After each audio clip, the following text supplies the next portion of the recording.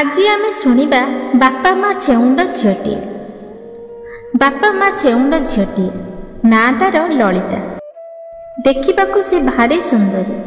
पिलाटी दिनु से ललिता जने बड़ लोक घरे आश्रय नहीं थाए। एई दुखिनी झीटी उपरे घर मालिकाणीकर आदौ कौनसी दया कि माया न थाए। तेणु से मालिकाणी ललिता को दिन राति खाली घर कामरे खटांती।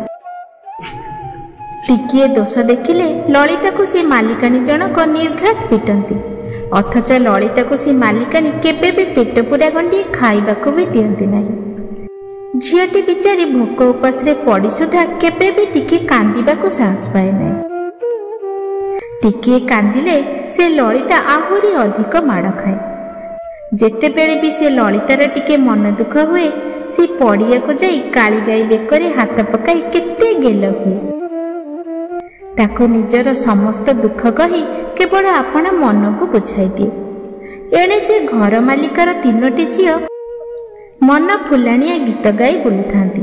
सेही झील मानक मध्यरु केही भी कुटा खंडी को दिखंड करंती नाही। सेही झील माने तो तांको बापा बोंकर कथारे आदौ नथांती। ललिता जेते काम कले मध्य से मालिकाणी ललिता उपरे मोटे केबे भी खुशी हुअंती नाही। ओलटी से ललिता को अधिकरु अधिक कष्ट देबा पाई मालिकाणी बहुत काम बराद करंती। ललिता से सब करी न पारिले शेषरे माड़ खाइबाटा ही सार। दिने से ललिता को बराद होई थाए महणे गहम चक्कीरे पेसिबा पाई। एते गहम किपरि पासे पेसिब? से ललिता पड़िया को जाई से काली गाईर कान पाखरे चुप चुप कही कांदी पकाइला। तापरे से काली गाईटी कहिला, तू मो कान धरी पिठी ऊपर टिके डेई पड़, देखिबु तो काम सबु हो जिवो। सतकु सत ललिता सेतिकी कला बेले को चक्कीटी आखि पिछुळे के सबु गहम को पेसी देला। एते अल्प समय मध्यरे एते गहम सबु पेसी होइथिबार देखिबा परे मध्य से मालिकाणी ललिता उपरे टिकिए भी खुशी हेले। आउ दिनकर कथा मालिकाणी ललिता को बराद कले दिनक भितरे 12 हाथी चदरटीए बुणी देबा पाई। मन दुखरे ललिता जाई से कालीगाई पाखरे फेराद कला। कालीगाईर कथारे ठीक पूर्व परी ललिता से गाईर कान धरी ता पिठी उपरे टिके डेई पड़िला। चाहू चाहू आखि पिछुड़ा के तंतरे 12 हाथ चदर बुणी होइगला। मालिकाणी से चदर पाई खुशी हेबे कौन, ओलटी खाली रक्त चाउल चोबैबाकू ही लागिले। आज मध्य से मालिकाणी किछि भी सुजोग पाइले नहीं ललिता को गाली देबाकू। से मालिकाणी तो खाली सबु बेले ओर उंडु थांती केमिति ललिता को कष्ट काम बराद देबे आउ ताकू हरकत करिबा पई। आउ दिने गोटिए काम बराद कर सारी मालिकाणी तांकर बड़ झियो को डाकी कहिले, तू माँ एई ललिता ऊपर टिके नजर रख, ता काम सबु आउ किए करि दउची मु ताहा ही जानिबाकू चाहे। बड़ झियो ललिता सांगरे पड़िया को गला। माँ कथा भूली जाई से खाली खेलिबाकू लागिला। तहु से ललिता भी जानिला जे बड़ झियो आसीची ताकू पहरा देबा पाई। तापरे से ललिता कालीगाई पाखरे जाई कहिला, बड़ नानी सोई पड़। सतकु सत से एक गछ मुळे सोई पड़िला। ठीक एतिकी बेले से कालीगाई ललितार काम तक सबु करिदेला। तेणु से दिन मालिकाणी किछि भी जानि पारले नाही। द्वितीय दिन से मालिकाणी जनक पुणी तांकर मझिया झियो को बराद कले ललिता को जगिबा पाई। से मध्य ठीक ता बड़ भौणी परी पड़िया रे खाली खेलिला आउ बुलिला। कालीगाईर ना धरी ललिता कहिला, मझिया नानी सोई पड़। तापरे से कालीगाईटी ललितार काम तक सब करिदेला।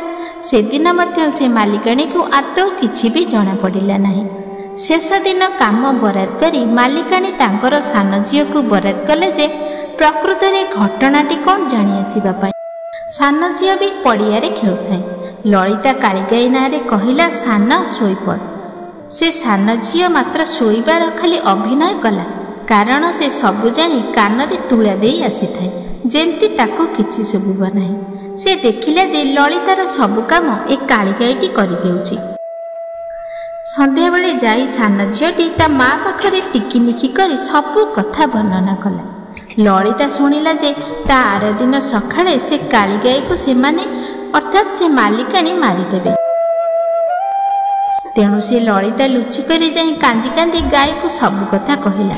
तहु से कालीगाई कहिला, तू मोटे व्यस्त हो नाही, सेमाने मोते मारिदेले कौन हैला, ତୁ ମୋର ମାଂସ ତକ ଓ ହାଡ଼ ତକ ମାଟିରେ ପୋତି ପକାଇବୁ, ତାହେଲେ ଯାଇ ତୋର ବହୁତ ଉପକାର ହେବ। ସତକୁ ସତ କାଳିଗାଈକୁ ସେ ମାଲିକାଣୀ ଜଣକ ଲୋକ ଲଗାଇ ମାରିଦେଲେ। ତାପରେ ଲଳିତା ଖୋଲା ପଡ଼ିଆରେ ମାଟି ଖୋଳି ସେ ଗାଈଟିକୁ ପୋତି ପକାଇଲା।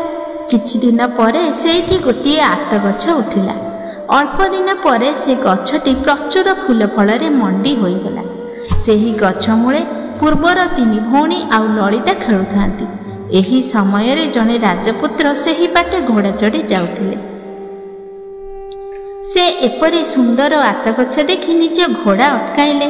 ତାପରେ ରାଜପୁତ୍ର ସେ ଚାରିଟି ଝିଅକୁ ବରାଦ କଲେ, ଯିଏ ମୋ ପାଇଁ ଭଲ ଆତଟିଏ ତୋଳି ଆଣିଦେବ ମୁଁ ତାକୁ ନିଶ୍ଚୟ ପୁରସ୍କାର ଦେବି। ଏପରି କଥା ଶୁଣି ସେ ତିନି ଭଉଣୀ ଯାକ ଦୌଡ଼ିଲେ। ଆତ ଫଳ ତଳେ ଝୁଲୁଥିଲା। ତିନି ଭଉଣୀ ଯିବାରୁ ସେ ସବୁ ଫଳ ତୁରନ୍ତ ଉପରକୁ ଉଠିଗଲା। ମାତ୍ର ଲଳିତା ଯେମିତି ତା ହାତ ବଢ଼ାଇ ଦେଇଛି, ସଙ୍ଗେ ସଙ୍ଗେ ଫଳ ସବୁ ତଳକୁ ନଇଁ ଆସିଲା। ରାଜାପୁଅ ତ ଏସବୁ ଦୃଶ୍ୟ ଦେଖି ଏକବାର କାବା। ତାପରେ ସେ ରାଜପୁତ୍ର ଲଳିତାକୁ ବାହା ହୋଇ ତାଙ୍କ ରାଜ୍ୟକୁ ନେଇଗଲେ। ଲଳିତା ବି ରାଣୀ ହୋଇ ସେଠାରେ ଅତି ଖୁସିରେ ରହିଲା।